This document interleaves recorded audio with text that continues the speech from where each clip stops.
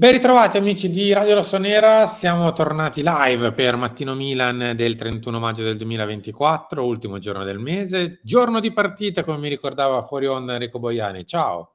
Ciao, buongiorno a tutti, ben ritrovati. È match day, che non conta nulla, ma è match day. Sì, chissà, magari qualcuno di voi vedrà questo video nel pomeriggio, quindi saprà già come è finita l'amichevole del Milan. Si torna in campo alle 13 italiane, aperte in Australia, e quindi se volete vedervi la partita, se non ricordo male, è sull'app del Milan. Poi la commenteremo, ovviamente, no, per quanto si possa commentare un'amichevole del 31 maggio in Australia, quindi insomma, quello che è. Però, insomma, il Milan gioca oggi agli ordini di mister Daniele Bonera, Henry, il nostro Sì, prossimo allenatore. no, non credo che No? sarà il nostro prossimo allenatore e Sì, in magari adesso. realtà. Cosa? Sì, in realtà.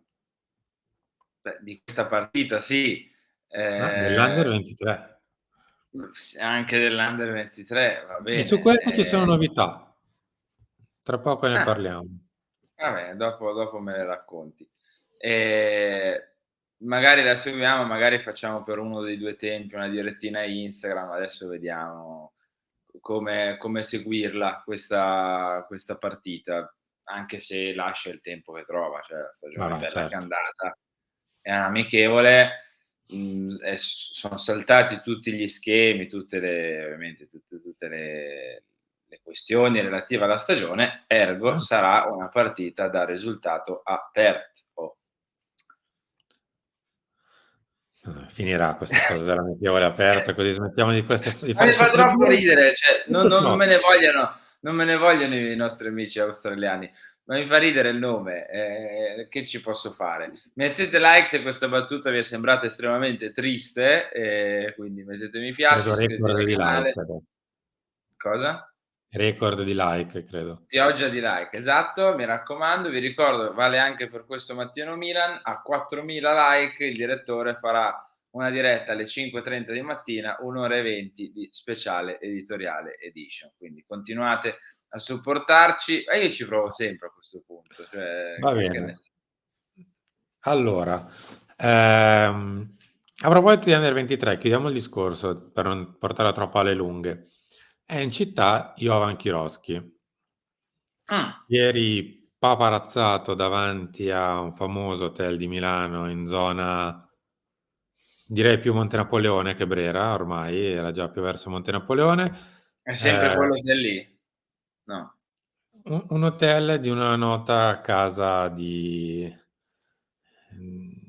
alta moda, diciamo così, okay, che inizia con la B. okay, Ed è anche il nome di un popolo. okay, ho capito. Esatto. Okay.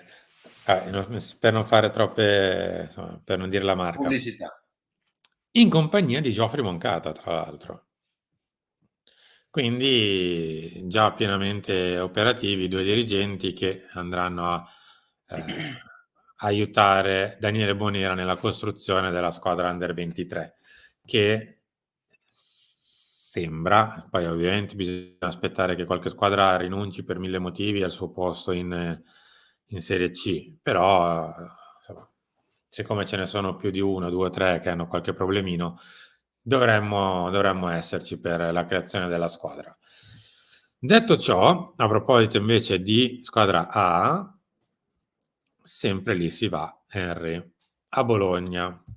Questa è Gazzetta di oggi, moltiplicatore del gol, con lui segnano tutti i compagni, il nuovo Milan vota per Zirkzee, quindi i 4, 5, 6, 7 giocatori che si mettono di fianco a e dietro Zirkzee, che è un po' una sorta di punta, mezza punta, falso 9, Di 9 e falso mezzo. 9 e mezzo, Il esatto. famoso 9 e mezzo.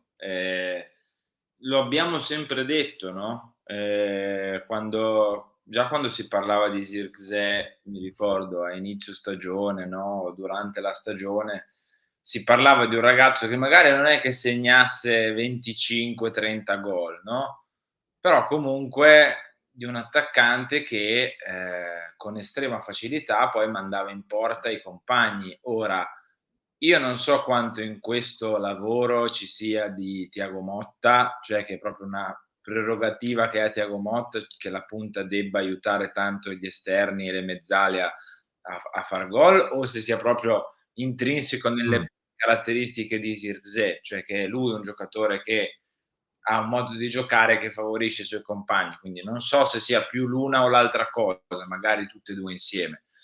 Fatto sta che è sicuramente, indubbiamente, una caratteristica molto importante e che ti direi ci aiuta, perché, in questi anni Olivier Giroud ha fatto un lavoro incredibile, sia in termini realizzativi, sia in termini poi di sacrificio, di pressing, anche di sponda, perché scendeva spesso a giocare, ma non è un giocatore che ti tiene il pallone e ti manda in porta i compagni, no, Giroud ti fa la sponda, ti fa magari il tocco che ti può liberare, ma lì un pochino si ferma per quel lavoro lì. Quindi io sarei curioso di vedere questa soluzione qua, cioè un giocatore che magari non segna tanti gol, però aiuta i Leao, i Pulisic, i Loftus-Cheek a farne ancora di più. Questa è la Mh. parte positiva. A una certa mi piacerebbe anche poi avere l'attaccante da 28 gol stagionali, cioè nel senso non sarebbe male. Non ce l'abbiamo credo da un'infinità di tempo, ma veramente un'infinità di tempo. No, Cioè lui l'ultimo che è arrivato a numeri del genere è Ibra, secondo anno di Allegri. ecco, l'ultimo esatto, a quei livelli è Ibra al secondo anno e Ibra stesso non è mai stato il 9, no, Mh. quindi avere un attaccante che ti fa i 20 gol in campionato, i 28, 30 gol stagionali, manca tanto. Vabbè, detto ciò, Henry, io ti porto la cruda realtà delle altre cifre. Sono 40 di clausola, lì non si scappa, e poi sono una quindicina la richiesta di commissioni. Quindi trattabili, ma si parte da una richiesta alta, si parte da una richiesta che farebbe chiudere il totale a 65. Trattabili soltanto nella parte No, delle commissioni. 55. 55, scusami, sì. No, Stava prendendo 65 un infarto. un po' tante. 55, quindi è una cifra, come detto, sì, trattabile, perché la parte delle commissioni puoi sederti al tavolo e capire se Europe Chan accetta qualcosa in meno. Però è comunque una cifra importante che il Milan non ha mai messo sul mercato da sempre, credo, perché non è mai stato preso un giocatore per più dei vecchi 100 milioni di lire, miliardi di lire, scusate. Eh, Sarebbe un passo diverso da quello che abbiamo visto da sempre. Sarebbe qualcosa che comunque andrebbe a, diciamo così, a sistemare un reparto, e la punta per un giocatore di queste caratteristiche più o meno arrivano a queste cifre. Poi, se no, altrimenti ci sono tante altre alternative, che chi vuoi per un contratto che va a chiudersi l'anno prossimo, cioè David. Chi vuoi perché magari ha superato i 30, ma comunque d'ingaggio costerebbe tanto, vedi Morata. No. Sono alternative diverse, però se invece vuoi il giocatore 24, 25, 23, quello che sono, nel pieno dell'esplosione della carriera, non si scappa. Ma, Lo farà il non Milan? Questa è la domanda. non si scappa, no. Cioè, Mh. quest'estate il Milan, per quanto mi riguarda, deve andare a prendere una punta e deve avvicinarsi, se non proprio superare il suo acquisto più oneroso di sempre. Perché non è che se io non ricordo forse Nesta era costato tanto, perché poi gli altri non ricordo trasferimenti oltre i 35, 40 milioni, no, Mh-mh. Bonucci forse anche lui, aveva cifre Sì, sulla quarantina. più o meno simili, esatto. Però il Milan qua deve comprare l'attaccante, gli attaccanti nel pieno della carriera a quell'età e con certi numeri costano già tutti oltre i 50 milioni. È così, magari David spendi meno che poi io voglio capire quanto meno spendi rispetto a 50, perché per me non è che vai sui 30 con David, cioè vai sui Vabbè, 30. però 1 anno solo di contratto. Sì, per carità, però cioè, nell'anno in cui partono tutti, anche il prezzo di David aumenterà per forza di cose, perché altrimenti per me può anche restare lì e andare via poi a zero l'anno prossimo, ancora è molto giovane. Harry, Eh, è del Lille. tu dici, cioè, Perfetto per noi, come tutti gli ultimi 12 no, acquisti del però Lille, dicevo, il Milan dovrà compreso spendere l'allenatore. quest'estate, perché altrimenti poi c'è il binario alternativo dell'attaccante jolly, della scommessa, del giocatore che ha fatto bene nel campionato minore e speri che faccia il salto da te, ma è una cosa che per quanto mi riguarda devono fare squadre come, che ne so, il Bayer Leverkusen, il Marsiglia, il Lille, non squadre come il Milan. Cioè, il Milan dovrebbe fare il passettino dopo. Il Milan avrebbe bisogno di una scossa in generale, da Eh, tutti i punti di vista, e una punta del genere come Zirkzee, come Sesko, insomma, ti dà la possibilità di dare anche una scossa. Poi il Milan, l'abbiamo visto, insomma, poteva, tra virgolette, dare una sorta di scossa anche con l'allenatore, ma è stato deciso di fare qualcos'altro.